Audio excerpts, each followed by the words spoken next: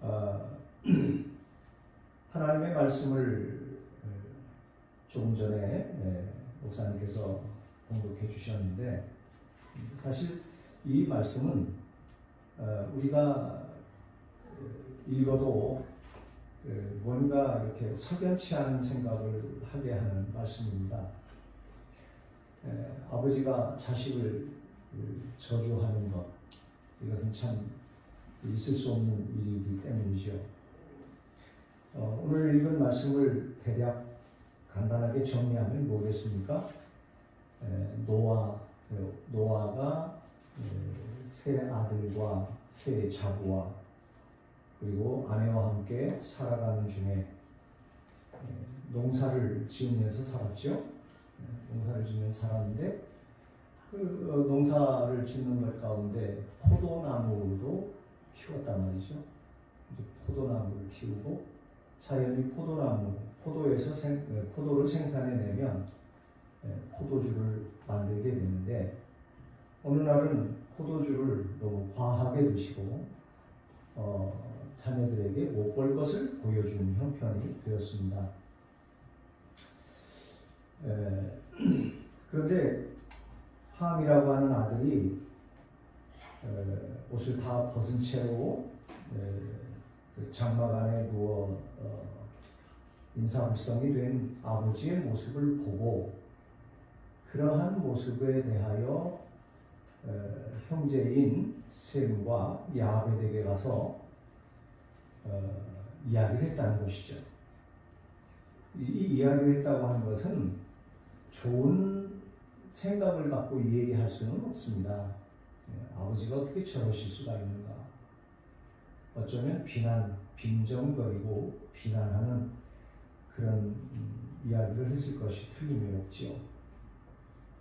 그 이야기를 듣고 두 형제가 셈과 야벳이 아버지의 수치스러운 것을 덮어드리기 위해서 그 둘은 아버지의 모습을 보지 않기 위해서 뒷걸음질 치고 그리고 덮을 것을 가지고 가서 덮어주었다.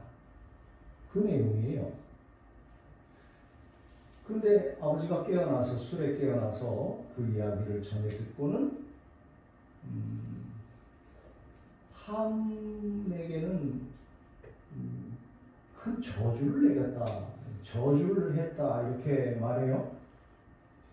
그리고 셈과 야벳에게는 축복합니다.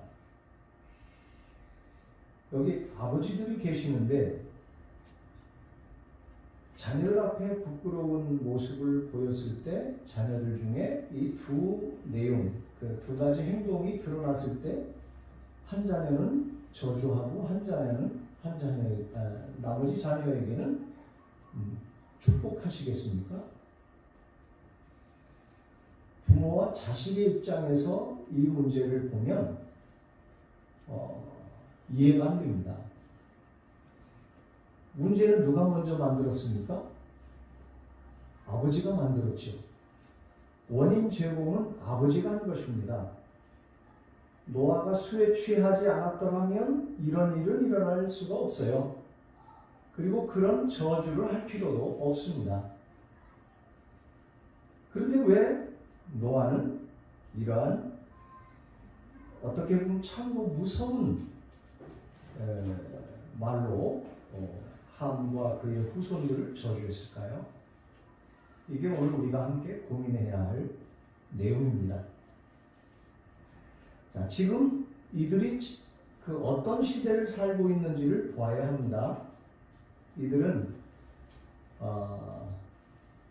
막 홍수로 인해서 하나님의 심판이 끝난 직후에요. 모든 인류가, 수많은 사람들이 홍수로 인해서 다 죽었단 말입니다. 살아남은 사람은 노아와 그의 가족밖에 없습니다. 그러면 노아는 어떻게 해서 살아날 수가 있었을까? 우리는 보통 이런 내용들을 질문하게 되면 노아는 그 시대에 살고 있었던 그 다른 홍수로 심판받은 사람들과는 무언가 다른 훌륭하고 경건하고 이렇게 해서 하나님에게 인정받았기 때문에 그는 그의 자식들과 아내와 또 자부들과 함께 그 하나님의 심판에서 제외될 수 있는, 예외되는, 그래서 구원의 복을, 생명을 유지하는 복을 누렸다 이렇게 생각하기가 쉽지만 사실은 아닙니다. 성경은 그에 대해서 말할 때 하나님께서 그에게, 노아에게 은혜를 주셨다고 분명히 말하세요. 은혜라고 하는 것은 무엇입니까? 은혜라고 하는 것은 받을 수 없는 것을 그저 주시는 것이죠. 여러분이 이 세상에 살고 있는 수많은 사람들 가운데 여러분의 신앙, 여러분이 태어날 때부터 혹은 성장해가면서 여러분 스스로가 하나님을 위하여 무언가 생각하고 연구하고 스스로 하나님을 찾고 하나님 앞에 선하고 완전했기 때문에 여러분이 하나님의 자녀가 되었습니까? 그런 분 계십니까? 그렇게 생각하시는 분이 한 분이라도 있다면 그분은 예수님을 잘못 믿는 겁니다. 우리 모든 인생은 우리가 태어날 때부터 가지고 있는 원죄와 태어난 이후에 우리가 지은 자범죄로 인해서 하나님의 심판을 받은 상태예요. 그것이 뭐예요? 저주 가운데 있는 것입니다. 그러한 우리들을 하나님께서 예수 그리스도를 보내시고 그분의 죽으심, 우리의 죄에 대한 모든 책임을 지고 우리를 대신해서 십자가에 달려 죽으신 것을 우리가 믿고 받아들임으로, 그런데 이 믿고 받아들이는 것도 우리의 실력으로 된 것이 아니에요. 하나님께서 그런 은혜를 깨닫게 하신 것이죠. 그래서 우리는 똑똑해서 완전해서가 아니라 우리도 영원히 형벌받을 수밖에 없는, 망할 수밖에 없는 인생들이었음에도 불구하고 그 모든 사람들 가운데 우리 각자 한 사람 한 사람을 하나님께서 은혜 주셔서 이 놀라운 구원의 비밀을 깨닫게 하시고 그것을 고백하게 하심으로 오늘 이 자리에 있는 것입니다.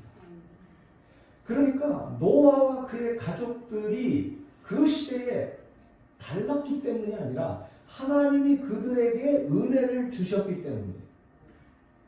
그래서 그들은 살아난 거예요. 자, 그런데 어떤 일이 일어났어요? 일어난 것을 보면 노아도 사실은 그렇게 우선 훌륭하지 않습니다. 그렇죠? 네, 그런 부끄러운 모습을 자녀들에게 보였으니까요. 그런데 여기서 강조하려는 것은 노아가 술 취했다, 못 볼 것을 보여줬다, 그거를 지적하고 싶어하는 마음은 없어요. 오늘 본문에서 노아가 자신이 실수한 그것을 보고 행동한 두 가지의 행동으로 드러낸 자녀들의 모습 가운데 무언가를 보았기 때문에 이런 축복과 저주를 했고 본문을 그렇게 기록하게 하신 것입니다. 노아가 첫 번째 본 것이 뭡니까? 함의 모습에서 모든 인류가 이 노아의 가족을 제외한 모든 인류가 심판받고 죽을 수밖에 없었던 죄의 모습을 본 것입니다. 함이 보여준 것은 아주 사소하고 어떻게 보면 아주 작은 거예요. 아버지의 부끄러운 모습을 보고 형제들에게 가서 얘기한 것밖에 없어요. 그게 저주받을 일 자체는 아니에요. 우리의 생각으로. 그런데 노아는 무엇을 보았을까요? 그 행동 속에서, 사소한 것 같은 행동 속에서 그 속에, 함 속에 들어있는 죄성을 보게 된 것입니다. 그것이 자라고 열매를 맺게 되면 어떤 문제를 일으키게 되는지 노아가 본 것이죠. 사실 노아가 본 것이 아니라 더 정확하게 말하면 하나님, 성령 하나님께서 그것을 보게 하신 것이죠. 그게 왜 심각해요? 조금 전에, 얼마 전에 모든 인류가 다 하나님의 심판을 받았단 말이에요. 그것 때문에. 그래서 노아가 지은 방주 안에 들어있던 사람들은 완벽하냐? 그게 아니라는 사실을 다시 한번 확인하게 되는 거예요.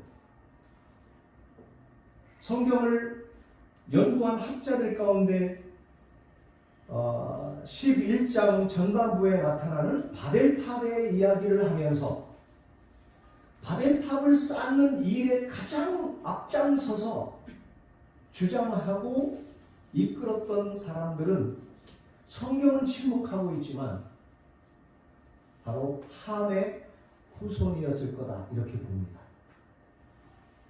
그러니까 아버지를 비난하는 정도, 아버지를 흉보는 정도로 시작은 됐지만 그러한 것들이 계속해서 자라고 또 자라면 어떤 문제로 가느냐, 어떤 문제를 만들 수밖에 없느냐, 바벨탑을 쌓는 죄를 드러낼 수밖에 없다는 것이죠.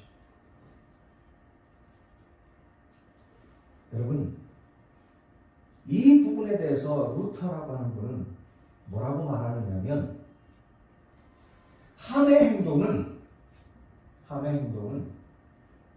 하나님께서 은혜로 죄를 덮어주시고 용납하시는 그 경험을 하는 그러한 자의 태도가 보이지 않았다는 거예요. 이게 무슨 말이냐면요, 우리는 하나님께서 은혜 주시기를 바라요. 내가 지은 죄를 용서해 주시기를 바라요. 그리고 용서해 주실 때 우리는 감격합니다. 그렇죠? 감사하고 찬양합니다. 그런데 나와 똑같은 사람, 하나님 앞에 죄 지은 그 사람을 향하여 하나님이 그를 나에게 베푸신 은혜를 동일하게 베푸실 것을 생각하고 나조차도 하나님께서 내게 어떤 은혜를 베푸셨는지 기억하고 내게 행하셨던 그 하나님의 태도와 방법을 가지고 내 이웃, 범죄한 이웃을 바라보고 그에게 대하는 것, 이게 필요한데 함은 그게 없었다는 거예요.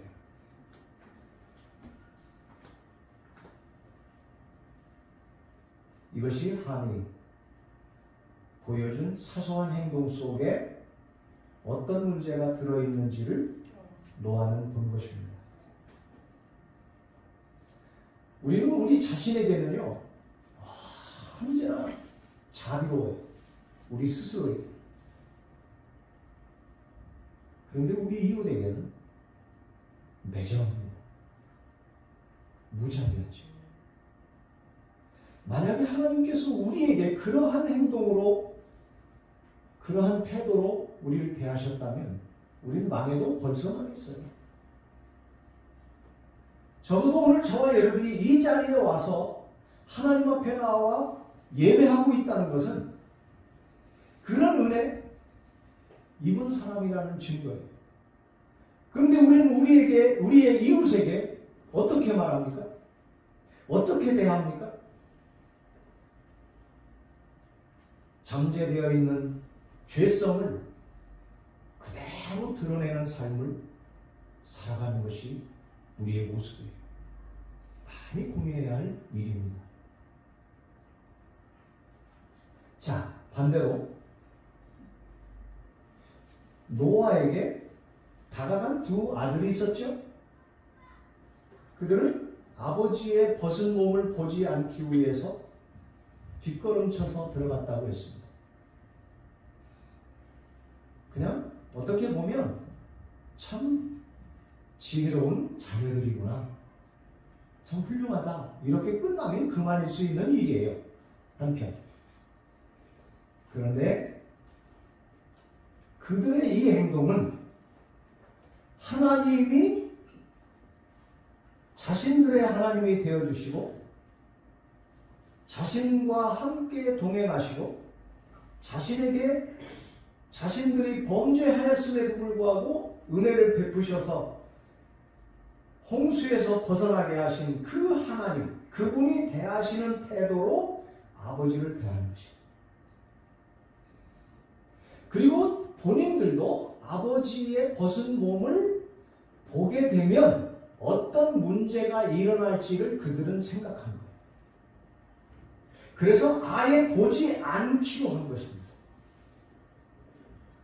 어떤 분들은요, 믿음 생활 오래 하고 교회 직분이 뭐 이렇고 저렇고 하는 분들은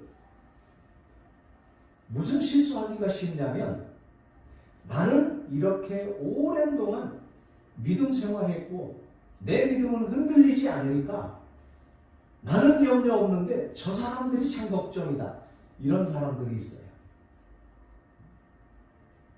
실제 그런 분들도 저는 만나봤습니다. 제가 섬기던 교회에 한 분이 오셨는데 그분이 자신의 신앙의 그분이 제게 보여주시고 또 이야기해 주신 내용으로는요, 절대로 넘어지지 않을 뿐이에요. 시험 들지 않을 뿐이에요. 그분이 하신 말씀이 있어요. 교회 오시자마자, 목사님, 저에 대해서는 아무런 염려를 하지 않으셔도 됩니다. 저보다 믿음이 연약한 사람들에게 더 열심히 돌봐주시고 그들을 세워주시면 좋겠습니다, 이랬는데요, 그분이 제일 먼저 넘겼어요. 제가 어떤 오래된 그분보다 먼저 오신 분이 계셨었는데, 집사님 한 분이 그분하고 짜가지고 자기를 왕따시킨다고 오해를 하시곤 제게 항의를 하시면서 끝내 교회를 떠나시더라고요. 전 뒤통수를 맞았죠. 여러분, 목사인 저는 완벽할까요? 그 누구도 하나님 앞에 완벽한 사람이 없어요. 자신할 수 있는 사람이 없어요. 그런데 우리는 나는 괜찮아, 이런 생각을 해요. 셈과 야벳은 자신들이 어떤 존재인지를 알았던 것이죠. 연약한 존재라는 것. 아버지의 벗은 몸을 보면 함과 다를 바 없는 행동을 할 수밖에 없는 자신들이라는 것을 그들은 알았던 것이죠. 그래서 아예 원인을 만들지 않으려고, 보지 않기로 뒷걸음질 쳐서 장막 안에 들어가서 아버지의 부끄러운 모습을 가려 주었다 하는 것이죠. 여기서 이들의 행동 속에서 노아가 본 것은 무엇입니까? 그것은 노아 자신이 하나님께 입은 은혜,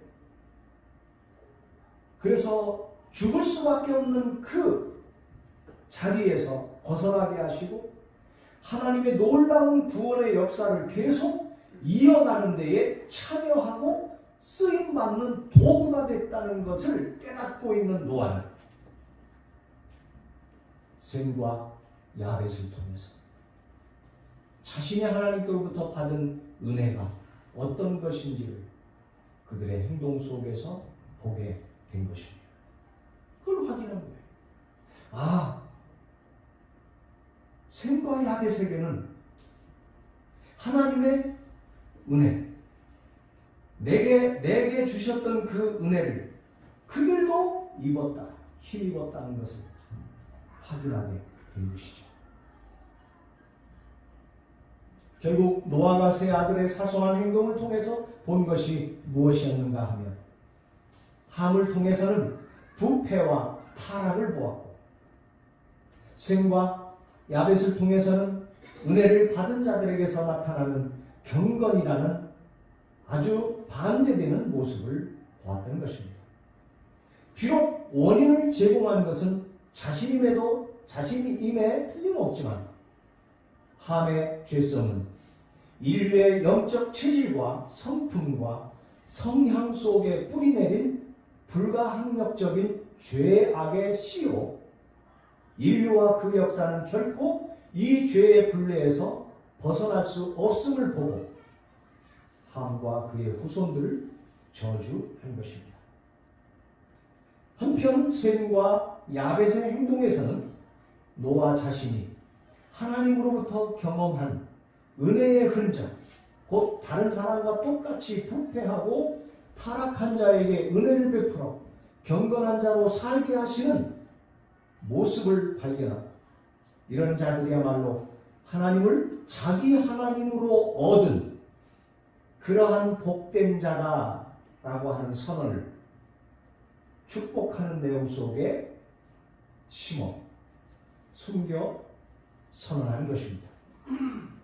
이러한 노아의 축복과 저주의 선언은 홍수 이후 새 인류의 밑바닥에 흐르고 있는 두 가지 다른 흐름을 보고 더 거슬러 올라가서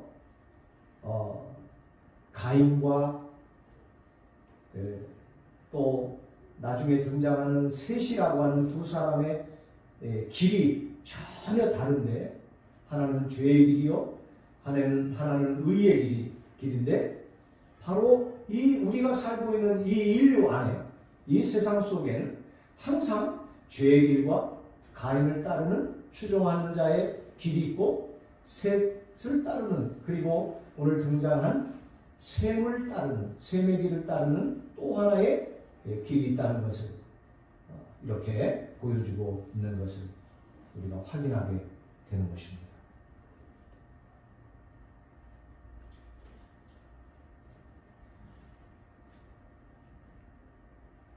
여러분께서 좀 더 고민을 좀 했으면 좋겠어서 종교 개혁을 일으키셨던 루터라고 하는 분과 칼빈이라고 하는 분이 이 본문에 대하여 뭘 적용하기를 원했는지 하는 것을 잠깐 말씀드리고 오늘 설교를 마무리하려고 합니다. 루터라고 하는 분은 조금 전에 대략 말씀을 드렸는데, 인간의 원죄와 약점을 가진 노아를 하나님께서 어떻게 대하셨는지 생각하지 않은 점에 대해서 문제를 삼았다 하는 거예요. 그래서 이것은 가족 안에서도 얼마든지 일어날 수 있고 교회 안에서도 있을 수 있는 일이다 그 말이죠. 교회 안에서도 우리는 비난해야 할 사람이 반드시 생기게 돼 있어요. 왜 그렇죠? 여기는 다 천사들만 와 있는 게 아니기 때문에.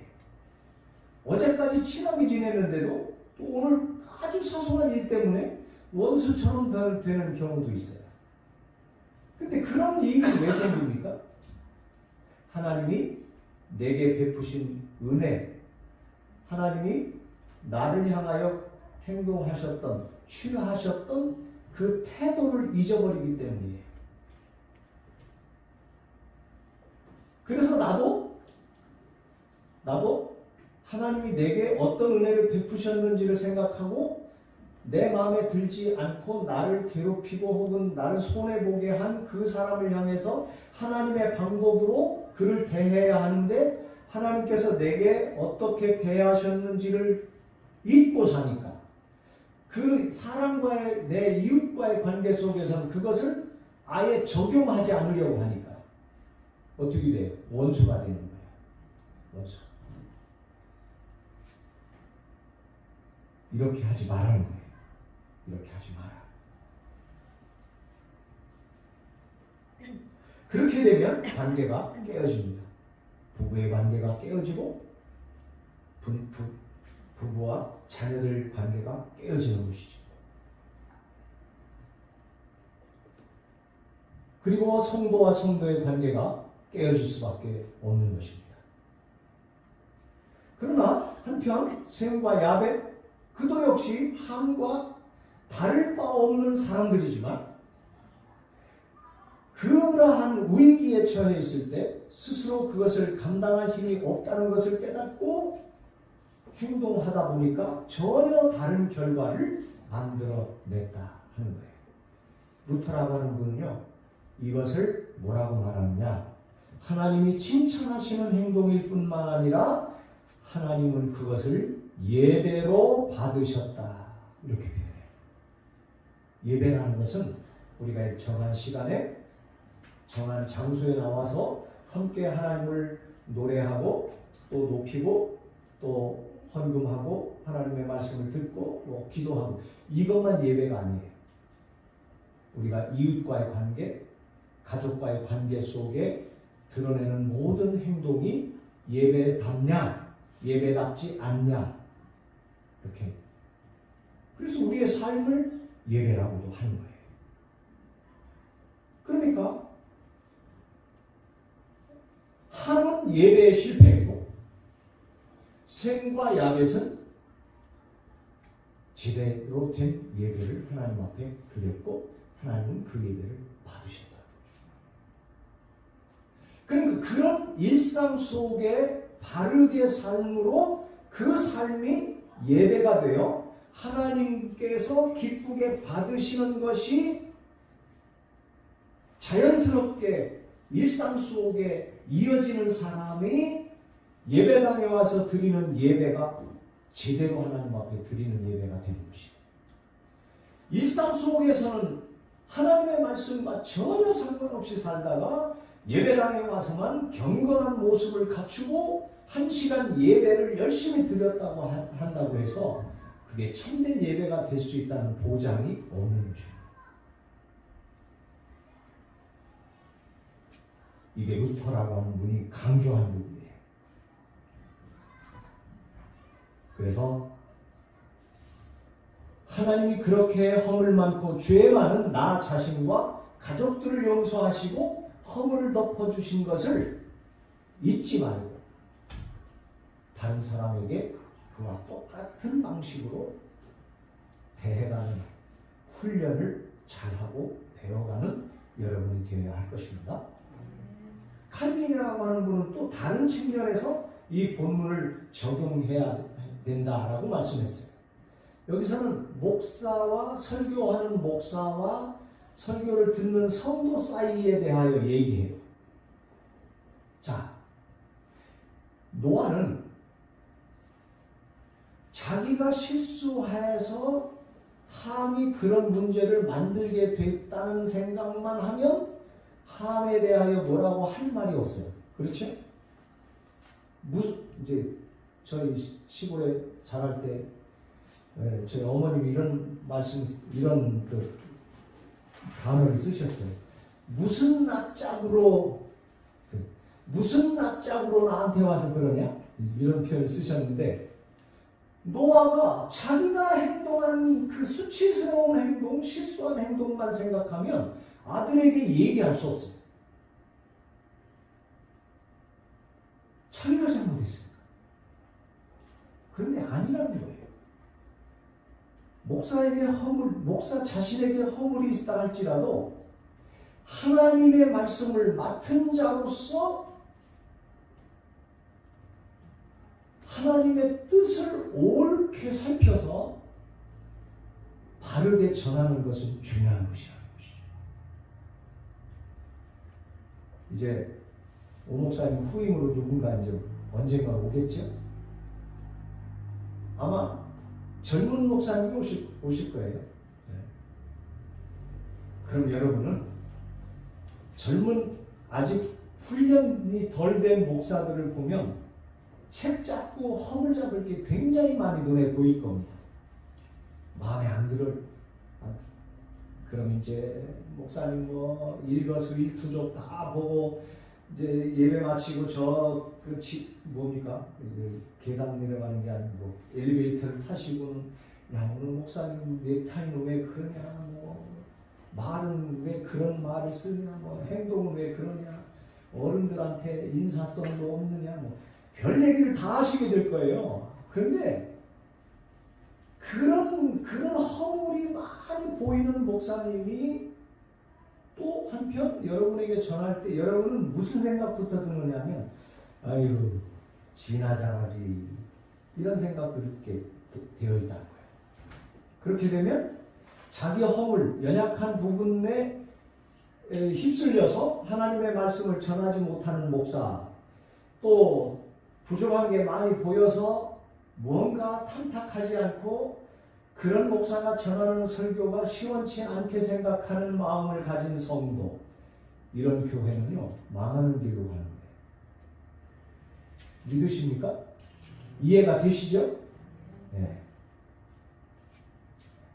지금 노아는 단순히 아버지로서 얘기하는 게 아니에요. 노아는요 망해버린 모든 인류가 망한 상태에서 하나님의 구원의 역사를 이어갈 아주 중요한 사람. 그 사람으로 지금 서 있는 거예요. 허물이 있지만, 연약해서 실패하지만, 그렇단 말이죠. 그러니까 그는 성령 하나님께서 보게 하신 것을 보고 선포하라고 하시는 것을 자식이지만 함에게 저주한 거예요. 단순히 아버지가 아니라 하나님이 세우신 일꾼, 구원의 역사에 아주 중요한 한 자리에 서서 그 일을 이루어가는 사람으로서, 어떻게 보면 성경에 등장하는 왕이요, 제사장이요, 선지자적인 입장에서 그는 지금 아들들의 행동을 보고 그 행동을 통해서 축복도 하고 저주도 한 거다, 그 말이에요. 그래서 목사는 항상 자기 자신의 행동 거지를 잘 해야 되는 것은 당연하지만, 그러나 언제나 완벽할 수 없어서 실수가 드러남에도 불구하고, 실수가 있음에도 불구하고 하나님 앞에서 반드시 하나님의 뜻을 온전히 증거하는, 그래서 뭐라고 했느냐면요, 설교자는 뻔뻔할 정도로 꿋꿋하게 하나님의 말씀을 전해야 한다. 여러분 아멘 하셔야 됩니다. 억지로 하지 말고요. 네. 그리고 성도 여러분, 저 설교자는 나보다도 못하네, 그런데도 그가 다른 사람에게 설교해? 자신에게 설교해야지. 이런 생각이 들 때마다 오늘 이 말씀을 생각하시고 말씀을 듣는 성도는 자신이 듣는 말씀을 순종함에 있어서 허물 많은 목회자를 이유로 혹은 핑계로 불순종의 길을 가서는 안 된다. 명심하라고 칼빈이라고 하는 분은 이 본문을 통해서 이렇게 적용해라 하고 가르쳐 주셨어요. 네. 제가 점점 눈도 잘 안 보이고 잘 들리지도 않고 말도 어눌해지가 져서 말씀을 잘 전했는지 모르겠습니다만, 오늘 새로운 인류의 시작점이 된 노아와 그의 가족들에게 일어난 아주 사소한 사건을 통해서 가르쳐 주시는 하나님의 가르침, 오늘 우리가 함께, 저와 함께 여러분도 마음에 새기고 이 말씀을 통해서 더 풍성한 복 있는 사람의 삶을 살아가고 더 건강하고 아름다운 가정을 세워가고 복된 주님의 교회를 또 만들어가는 여러분이 되시기를 주님의 이름으로 권합니다. 기도하겠습니다. 하나님 아버지, 오늘 저는 간절한 마음으로 말씀을 전했습니다. 주께서 모든 성도들의 마음속에 이 말씀을 새겨주셔서 결코 잊지 않게 하시고 이 말씀의 교훈을 따라감으로 하나님의 뜻을 이루게 하여 주옵소서. 예수님의 이름으로 기도 올려옵나이다. 아멘. 주 예수 그리스도의 은혜와 하나님의 사랑과 성령의 감화, 감동, 교통하심이 이제로부터 영원까지 항상 함께 있을지어다. 아멘.